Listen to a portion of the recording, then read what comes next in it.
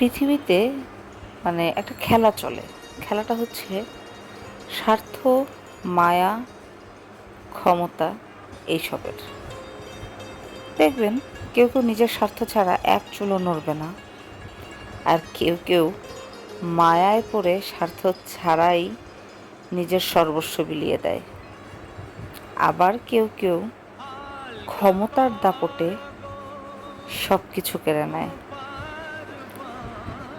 এই স্বার্থ, মায়া, ক্ষমতা এইসব খেলার মধ্যেই পৃথিবীটা শুধু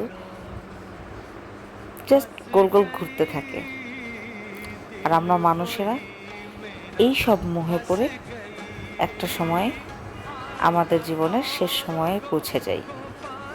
কিন্তু আমাদেরকে পৃথিবীতে পাঠানোর যে মূল উদ্দেশ্য যেটা ছিল, সেটাকেই কেমন যেন আমরা হয়তো ইগনোর করে যাই, বা ওইটাতেই ফোকাস করতে ভুলে যাই।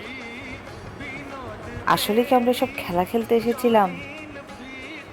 আমাদেরকে কি এই জন্যই পৃথিবীতে পাঠানো হয়েছিল? অবশ্যই না। তাই এই সব কিছুর আগে যেটা সবচেয়ে বেশি প্রয়োজন, আমার মনে হয় আমাদের সেটাতেই ফোকাস করা উচিত। আমি কি ভুল বললাম?